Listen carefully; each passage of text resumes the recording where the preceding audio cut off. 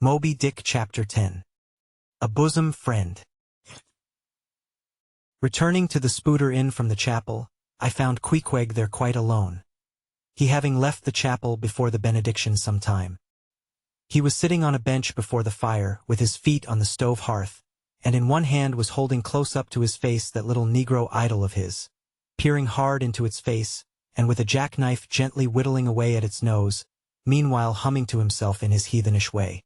But being now interrupted, he put up the image, and pretty soon, going to the table, took up a large book there, and placing it on his lap began counting the pages with deliberate regularity. At every 50th page, as I fancied, stopping a moment, looking vacantly around him and giving utterance to a long-drawn gurgling whistle of astonishment. He would then begin again at the next 50, seeming to commence at number 1 each time, as though he could not count more than 50, and it was only by such a large number of 50s being found together, that his astonishment at the multitude of pages was excited. With much interest I sat watching him. Savage though he was, and hideously marred about the face, at least to my taste, his countenance yet had a something in it which was by no means disagreeable. You cannot hide the soul. Through all his unearthly tattooings, I thought I saw the traces of a simple honest heart, and in his large, deep eyes, fiery black and bold, there seemed tokens of a spirit that would dare 1,000 devils. And besides all this, there was a certain lofty bearing about the pagan, which even his uncouthness could not altogether maim. He looked like a man who had never cringed and never had had a creditor. Whether it was, too, that his head being shaved, his forehead was drawn out in freer and brighter relief, and looked more expansive than it otherwise would, this I will not venture to decide. But certain it was his head was phrenologically an excellent one. It may seem ridiculous, but it reminded me of General Washington's head, as seen in the popular busts of him. It had the same long, regularly graded retreating slope from above the brows, which were likewise very projecting, like two long promontories thickly wooded on top. Queequeg was George Washington cannibalistically developed. Whilst I was thus closely scanning him, half pretending meanwhile to be looking out at the storm from the casement, he never heeded my presence, never troubled himself with so much as a single glance, but appeared wholly occupied with counting the pages of the marvelous book. Considering how sociably we had been sleeping together the night previous, and especially considering the affectionate arm I had found thrown over me upon waking in the morning, I thought this indifference of his very strange. But savages are strange beings. At times you do not know exactly how to take them. At first they are overawing.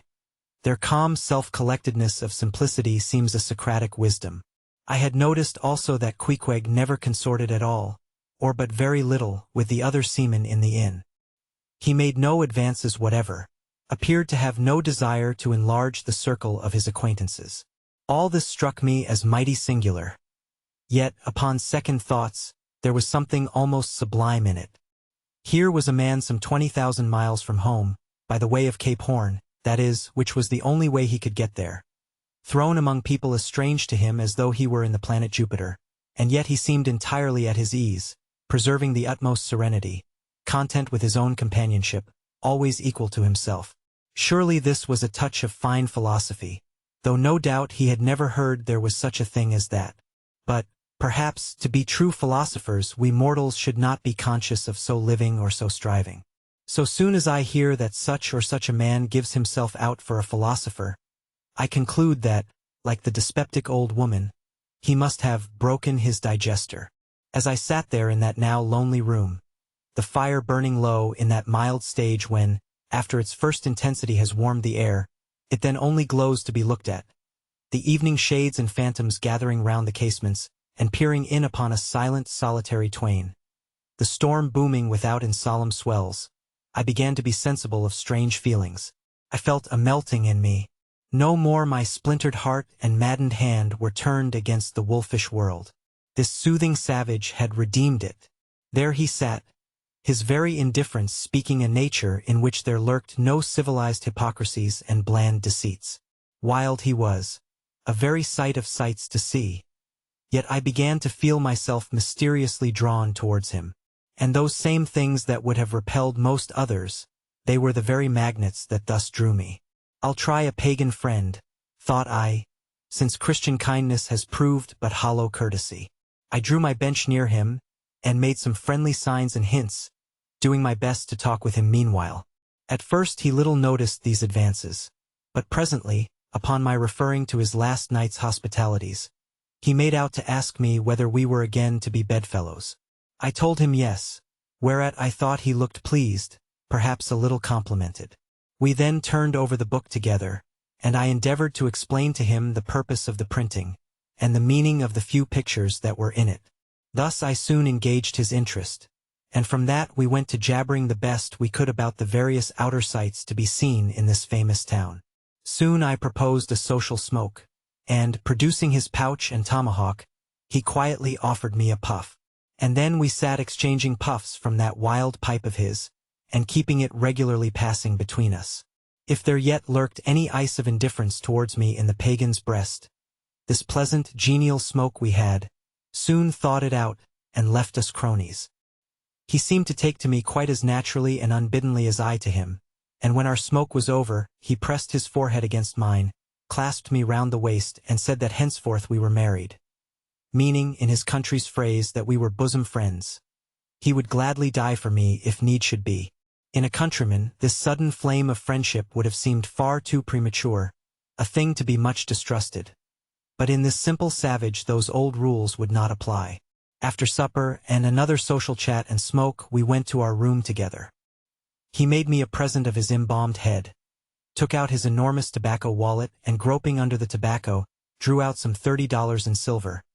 Then spreading them on the table and mechanically dividing them into 2 equal portions, pushed one of them towards me and said it was mine. I was going to remonstrate, but he silenced me by pouring them into my trousers pockets. I let them stay. He then went about his evening prayers, took out his idol, and removed the paper fireboard. By certain signs and symptoms, I thought he seemed anxious for me to join him, but well knowing what was to follow, I deliberated a moment whether, in case he invited me, I would comply or otherwise. I was a good Christian, born and bred in the bosom of the infallible Presbyterian Church. How then could I unite with this wild idolater in worshipping his piece of wood? But what is worship? Thought I. Do you suppose now, Ishmael, that the magnanimous God of heaven and earth, pagans and all included, can possibly be jealous of an insignificant bit of black wood? Impossible. But what is worship? To do the will of God, that is worship. And what is the will of God? To do to my fellow man what I would have my fellow man to do to me, that is the will of God. Now, Queequeg is my fellow man. And what do I wish that this Queequeg would do to me? Why, unite with me in my particular Presbyterian form of worship. Consequently, I must then unite with him in his. Ergo, I must turn idolater. So I kindled the shavings, helped prop up the innocent little idol, offered him burnt biscuit with Queequeg, salamied before him twice or thrice, kissed his nose, and that done, we undressed and went to bed, at peace with our own consciences and all the world. But we did not go to sleep without some little chat. How it is I know not. But there is no place like a bed for confidential disclosures between friends. Man and wife, they say, they're open the very bottom of their souls to each other. And some old couples often lie and chat over old times till nearly morning. Thus, then, in our heart's honeymoon, lay I and Queequeg, a cozy, loving pair.